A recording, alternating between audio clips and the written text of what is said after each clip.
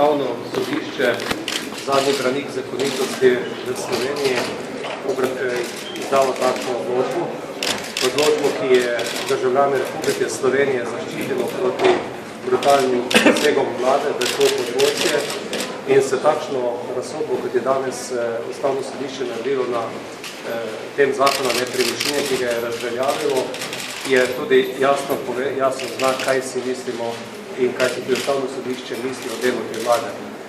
Po mojem globokem prepričanju je danes z razveljavitvi tega zakona padla tudi vlada Alenke Bratušek. Ja, jaz moram reči, da sem izredno vesel, bo danes naprej lahko državljani Republike Slovenije in tudi obrtniki, podjetniki zopet verjamemo v pravno državo. Mislim, to je bistvenega pomena za naše življenje, za naše delovanje, za obrt in podjetništvo, tako da se bomo lahko razvijali in zaposlovali. Mi smo vse skozi dopovedovali vladi, da ta stopnja ni 75 je pogubna za malo gospodarstvo. To, kar je danes, moram reči, je izredno vesel. Če gospod Žveglič.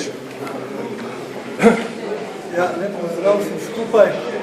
Jaz moram reči, da sem kot državljan sicer silno zadovoljen, da v tej državi seveda še imamo institucijo, katera ni zapustila pamet. Še kaj vaše naslednji koraki bojo, kakšni? Ja, jaz mislim, da so naslednji koraki vlade, ki se ne zamislijo o tem, kaj počne.